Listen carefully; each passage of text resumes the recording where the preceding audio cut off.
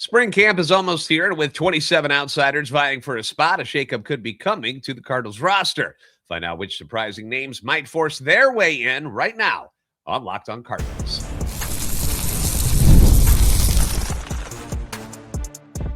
You are Locked On Cardinals, your daily St. Louis Cardinals podcast. Part of the Locked On Podcast Network, your team every day.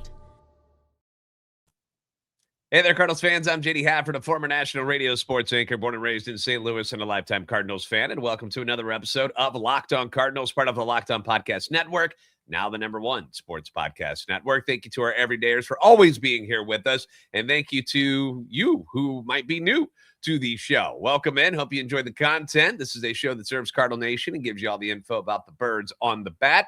Today's show, we're going to discuss, I know, you're probably getting tired of hearing about Donovan, but we got to talk about him in a good way. Where did he land among the top second basemen in baseball? Might be surprised where he is. We are going to focus today on non-roster invites. I know. You're like, wait, what? What are we doing?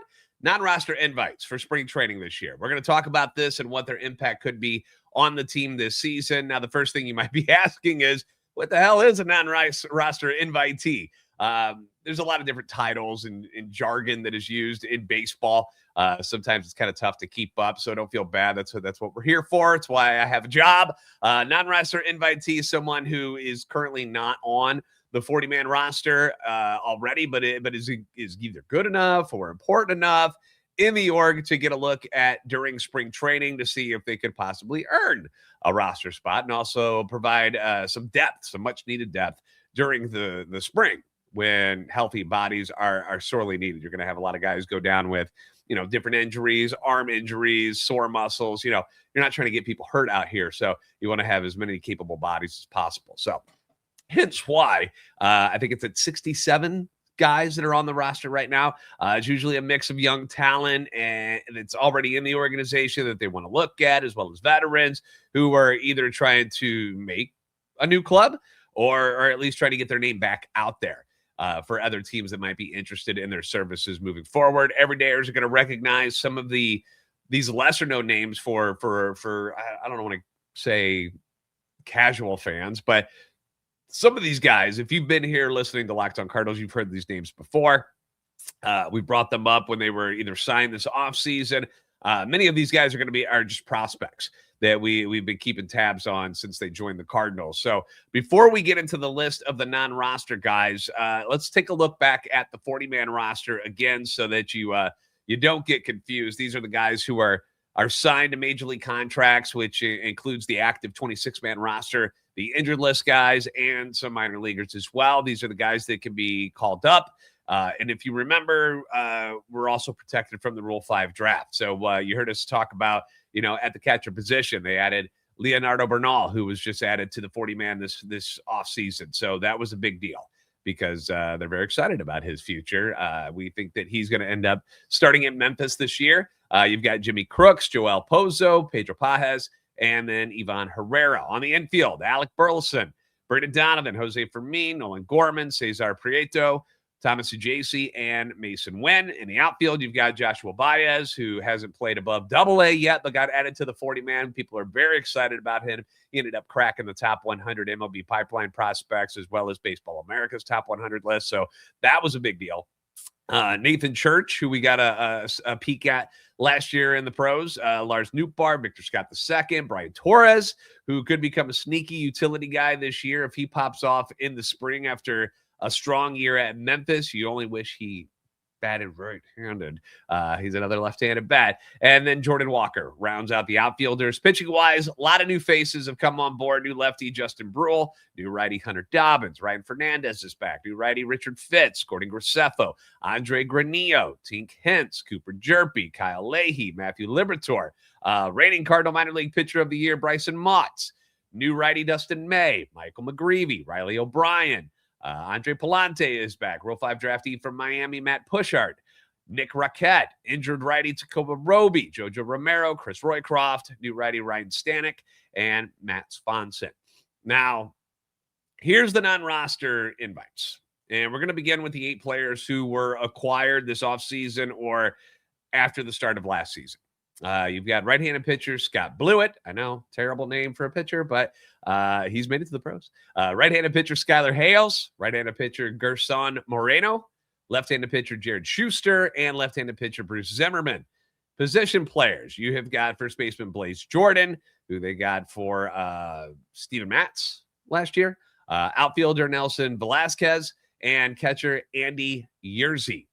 Now, your catchers, if we go position by position here, Yerzy, who they signed last spring, Carlos Linares, who was with Springfield mostly last year, and then Grayson Tarlow, who spent time at both Peoria and Springfield.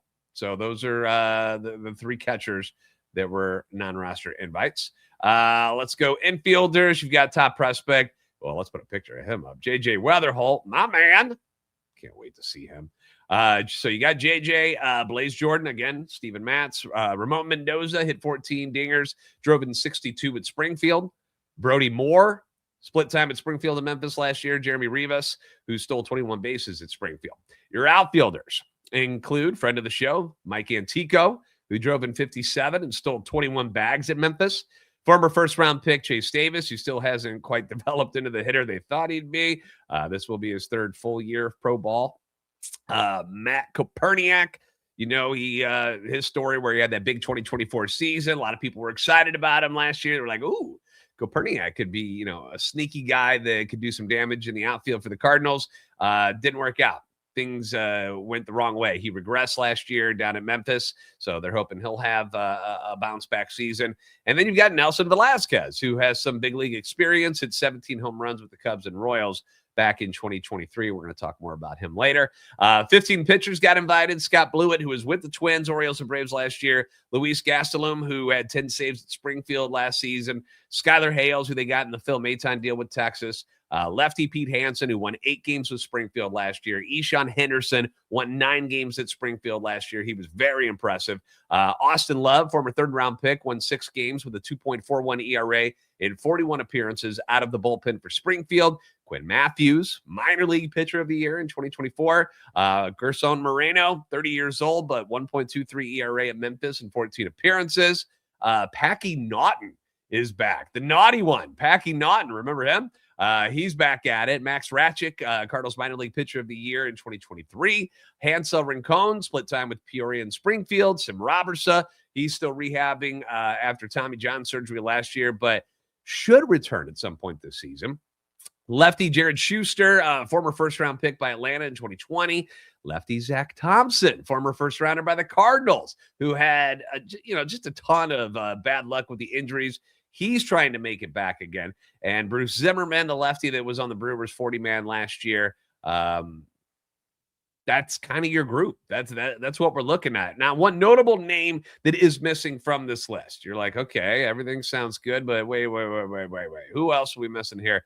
Hello, Liam Doyle? Where are you? That's a big name. Number 2 prospect on the Cardinals list. He's one of the top prospects, left-handed pitching prospects in all of baseball. Did not get an invite, but this is on purpose because the team wants him, as Daniel Guerrero, our buddy over at stltoday.com wrote. They want to put him in a spring setting that will allow him to focus on building up for his first full minor league season and avoid any distractions that may come with a big league camp setting. So they're just kind of holding him back a little bit for his own good, but obviously, there's a chance that Liam Doyle flies up the system again this year. I would suspect he starts at AA, then graduates to get up to AAA.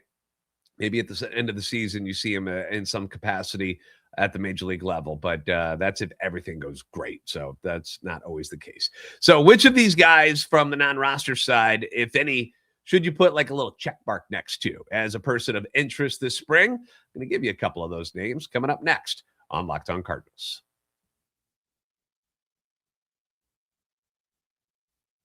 Let's be real. Managing your finances can feel overwhelming between subscriptions you forgot about, bills that just keep adding up, and trying to figure out where all your money actually goes each month. It's easy to feel like you're losing control, especially in these winter times when, electric bills are going up through the roof because we're trying to not turn into, Eskimos and freeze to death in our homes.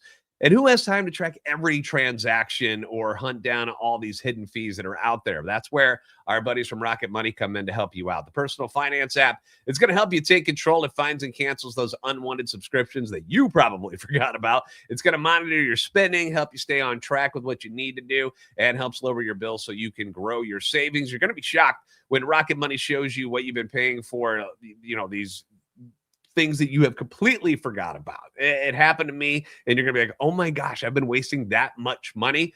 Immediately, you're going to be saving money with Rocket Money. It's going to track all your subscriptions, let you cancel them right in the app with just a few taps. You can set budgets and goals. It even consolidates your checking, savings, loans, and investments into a single dashboard so you get a clear view of what your entire financial picture actually looks like. So let Rocket Money help you reach your financial goals faster. Just join at rocketmoney.com/locked-on. That's rocketmoney.com/locked-on.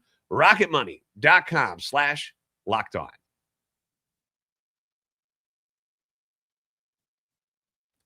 Thanks for making Locked On Cardinals your first listen of the day, and thank you for making Locked On the #1 sports podcast network. Hey, you already live your team every day. Why not take it up to the next level? Go ad-free. Join our Everydayer Club today. Get Locked On Cardinals with no interruptions. Plus, you get to be a part of the members-only Discord access where you get to join the group chat just for listeners of this show and hang out, chit-chat about everything that's going on with the Cardinals and Major League Baseball in general. And it's all for just $5 a month or $50 a year. Go to lockedonstlcardinals.supercast.com or check the link in the show notes to learn more.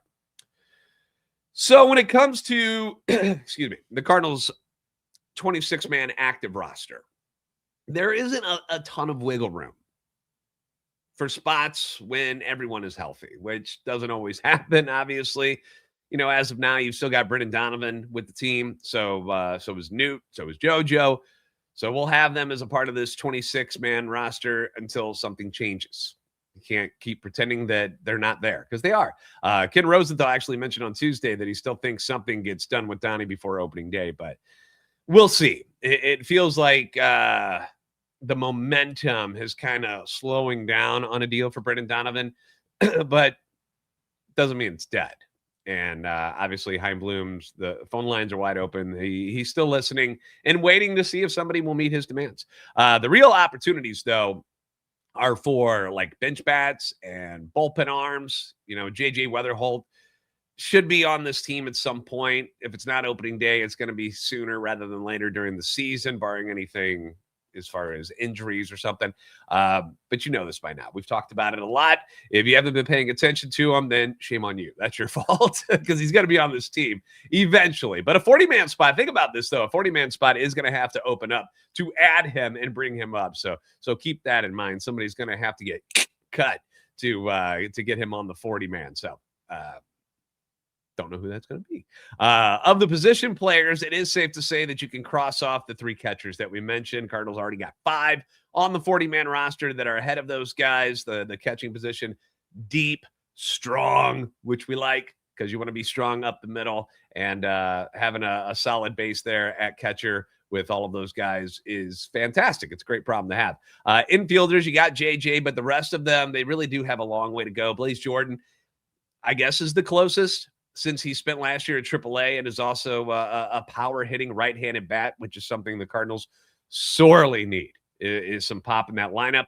Ramon Mendoza, he had a nice year. AA should make the jump to Memphis, but we'll see what he can do at the next level. Can't really count on him to be something that's going to impact the roster right away. The outfielders, you've got the veteran minor leaguers, as I like to call them, in Antico and Koperniak. The biggest thing going against them is that both of them are left-handed, which is a bummer, because if they had those numbers and they were flipped, you would feel a little bit better about their chances, I should say, to getting up to the big leagues. If they were swinging it from the right side or just hit lefties better. I mean, you don't have to be right-handed to hit a left-hander good, but that's kind of their dilemma. And we know the Cardinals have a lot of those, left-handed hitters in the big leagues already. Chase Davis, former first-round pick, also left-handed. Hasn't shown that he's really even close to being major league ready, which is a bit of a bummer. And sadly, I hate to use the B word already, but we're starting to look at that. His trajectory is he a bust? Is this a bust of a pick from the first round? 21 home runs in his last year at Arizona, which was fantastic. It was a hell of a hitter in college. And he was 21 then. It's not like we're talking about a high schooler. 3 minor league seasons later, he has just 22 home runs total as a pro. So the power we saw in college has not transitioned the way we thought it would to pro ball and to the wooden bats. And he's now 24 years old. So this is going to be a big year for him and his future. Now, we did see a guy like Joshua Baez who struggled early on. Again, he was coming from high school, though. So development-wise, he's well behind where Chase Davis should be. And he was able to put things together this past year and now is a top 100 prospect. Could things turn around for Chase Davis? Sure, they could. But this is going to be a big year for him. So that leaves you with Nelson Velazquez, who he's an interesting guy because he did find some success in the major leagues back in 2023, which feels like a million years ago, but it happened when he made his Royals debut. Now, he was good because he came up with the Cubs. That's where he started.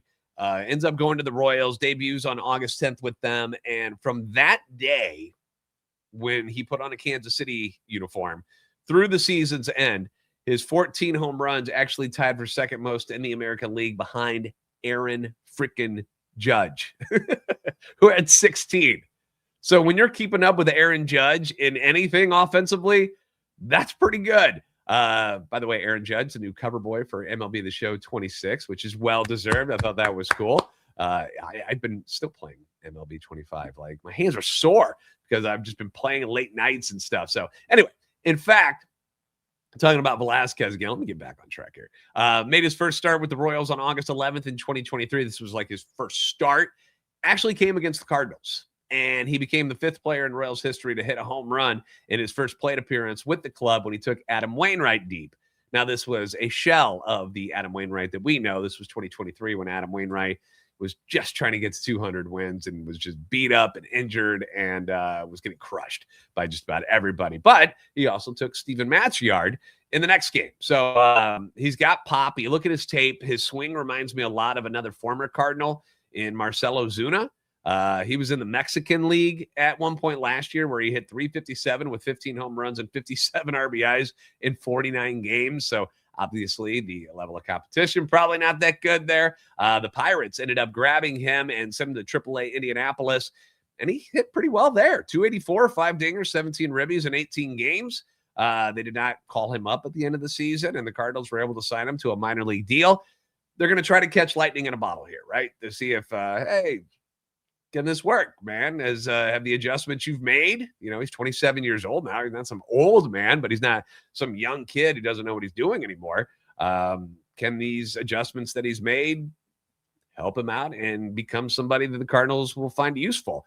It's doubtful. I don't want to blow smoke up your butt here and give you false hope that this is, here he is. Here's the guy that's going to make all the difference and bring that pop you've been looking for.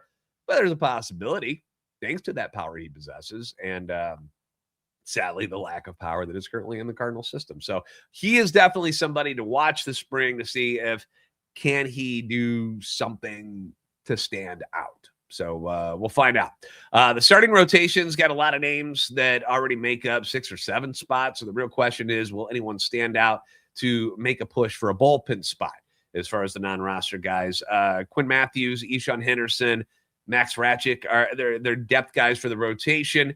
If something happens, heaven forbid, to guys that are on the big league roster, these are your next guys in line. But they aren't going to the bullpen, so we don't have to really worry about them. They're starting rotation people.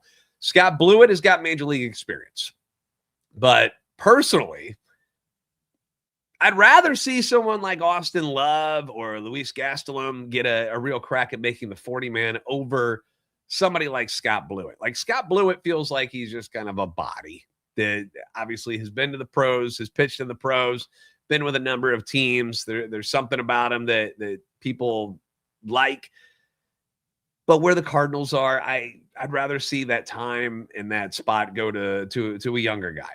And, Gastelum is somebody who impressed us in the spring last year, was not in big league camp last year, but we did get to see him because, again, the first time I saw him, I remember the hair, and I was like, whoa, I kind of like this dude. Like, what's he doing?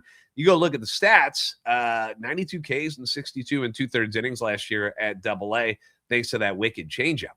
And I mentioned this last week when we had Tyler on from Redbird Farmhands. So many guys, it's all about velo. They're throwing triple-digit smoke nowadays, and they're just coming at you, throwing it as hard as they possibly can. And to have somebody out in the bullpen that's a wrinkle like Gastelum, that could be huge.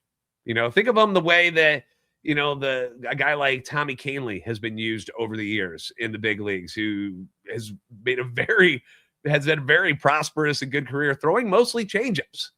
Could be a real weapon. Austin Love had his career derailed by injuries, but came back in a major way last year with Springfield. Jeff Jones from the Business News Democrat points out, or Belleville. Why do I always say business? Belleville News Democrat pointed out that his strikeout rate wasn't nearly as impressive as Gastelum's, but he too features a standout pitch. He's got a wipeout slider that absolutely just befuddled righties all season long. Same-handed hitters put up just a 106 batting average against Love in 2025, which Jones says, is going to draw attention. And you hear Chaim, when you hear the interviews with Chaim Bloom, and he always brings up players' superpowers. What is it about that guy that makes them stand out? What's special about him? Some of these guys will have great velo. Others got the sweepers or the curveballs. Gastelum's is a changeup. Love has a slider, and those are unique pitches to them, which is something that you want in the bullpen, because you want things to look different when these guys are coming out of the pen. You don't want it to look like the same stuff that you've been seeing from the starting rotation people. And then you got Gerson Moreno, who at age 30, right, has found some things to click. And one of them is he found the strike zone. He quit walking people, which was a huge problem for him. 1.23 ERA in 14 appearances for Memphis, and in the Dominican Winter League had a 1.86 ERA in 24 appearances. So there's something there, something to build upon. Can he make a dent? Can he do enough to stand out at camp? That's going to be on him. From the left side, it's kind of a crapshoot, really. Packy Naughton, Zach Thompson, guys that have been in the big leagues with the Cardinals before. They're trying to return from injuries. They had success in the big leagues with the Cardinals too. So that's not something that's been forgotten. Jared Schuster, first-round pick in Atlanta. That's an organization that's normally really, really good at judging pitching talent.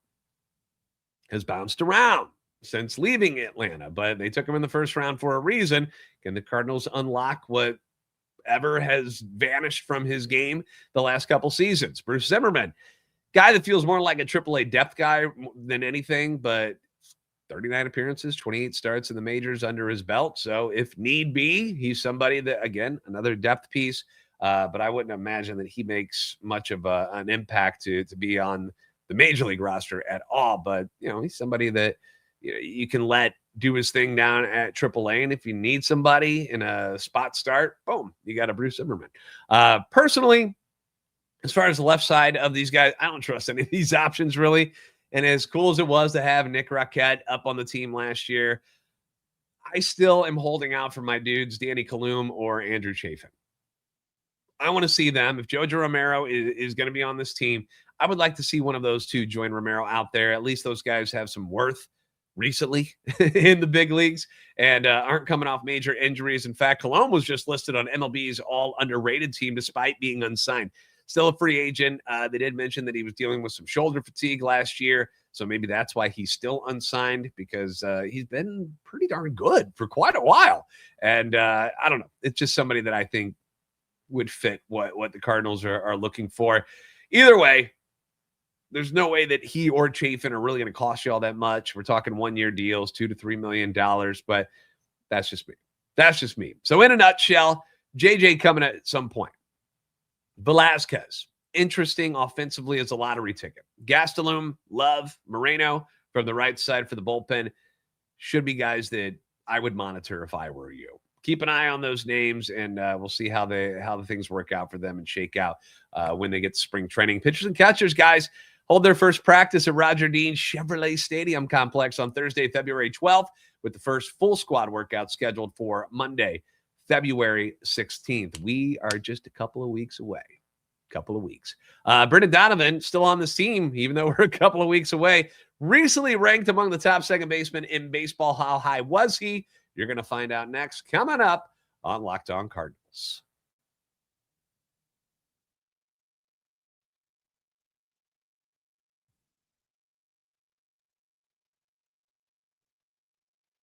Thanks for making Locked On Cardinals your first listen of the day. Thank you for making Locked On the #1 sports podcast network. So Brendan Donovan continues to be an underrated asset for the Cardinals, and more proof of that came recently when MLB Network released their top 10 second baseman list. They're going through every position and, giving you who they think the best ones are. They also did a cool thing with Rick Ankiel about like his all Cardinals team and stuff. So that was really cool to go through. There's so much talent has been in the St. Louis Cardinals organization over the years. And it's just like, wow, look at this. Just all-star, Hall of Famer, all-star, Hall of Famer. Just so many to go through. Brendan Donovan, an all-star last year. Where was he on the list of second basemen in all of Major League Baseball? Not just in the Cardinals system, but among all second basemen in Major League Baseball. Number 1 went to the Diamondbacks' Ketel Marte. Makes a lot of sense. He's really freaking good. Number 2, Jazz Chisholm Jr. from the Yankees. Number 3, Nico Horner from the Cubs. And then coming in at number 4, our guy, Brendan Donovan. That's right. Brendan Donovan, 4th best second baseman in all of baseball. Ahead of the Mets' Marcus Semien, the Astros' Jose Altuve, Detroit's Gleyber Torres, the Marlins' Xavier Edwards, the Pirates' Brandon Lau, and Milwaukee's Bryce Terang, which I am shocked that Bryce Terang was number 10 on this list because I think that dude is a superstar in the making, absolute stud. Would love to have him on my team if it was even a remote possibility. I love that dude. So, but that's pretty darn impressive for Brendan Donovan, when you say. Now, you can argue that he should be lower. Sure, you can do that, despite what other teams say in social media, despite what other hosts may think of Donovan's abilities. Clearly, Donnie is one of the best in the business. He just is. And it also proves once again that Chaim Bloom should be asking for a lot for him in a trade. I mean, you got him as the number 4 second baseman in the league. Why wouldn't you ask for the moon to get that guy with 2 years of control? You should be. And like I mentioned earlier, Ken Rosenthal thinks that he will still get moved before opening day. Jim Bowden from The Athletic has him on his list of guys who should get moved and probably will get moved before opening day.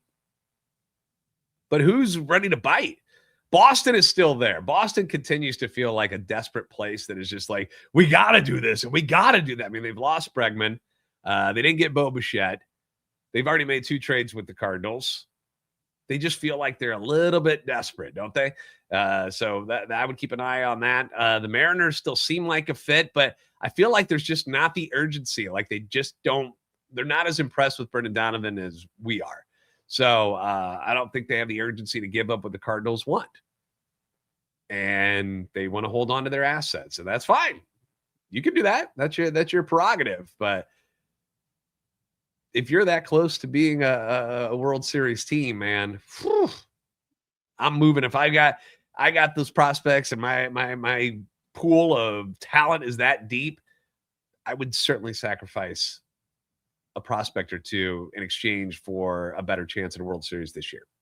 The Giants appear to still be interested. That's another name that continues to pop up. You'd hate to have this drag on into camp, but maybe it takes an injury to someone to get these teams to finally give in to Chaim Bloom's demands. Maybe that's what it's going to take. Let's just hope on our side that Donovan isn't somebody who gets hurt or has any issues, which would ruin this whole setup that we've got going. And then you got to wait even longer because you probably wait until the trade deadline at that point. But I don't know. Let's hope he stays healthy. If he's back again, I'm cool with it. If he gets traded, I understand it. And I understand why the standards are so high and why Chaim Bloom's asking for so much. So There you go. They're supposed to be doing shortstops tonight, by the way. So curious where Mason Wynn falls on that list. So we'll discuss that in the future. Thanks for making Locked On Cardinals your first listen every day. If you haven't already, give us a follow on X at LO_Cardinals and JD Sports Radio. Find us on TikTok and Instagram at Locked On Cardinals. Like, subscribe on YouTube. If you never miss an episode, that Everydayer Club, it's built for you. Get Locked On Cardinals ad-free, plus members-only Discord access and more. Head to LockedOnSTLCardinals.supercast.com to join the club. On video, we send you to the first ever 24/7 National Locked On Podcast Network YouTube channel. On audio, make sure your second listen is Locked On MLB with our guy Sully. You're the best fans in baseball for a reason. We'll see you next time on Locked On Cardinals.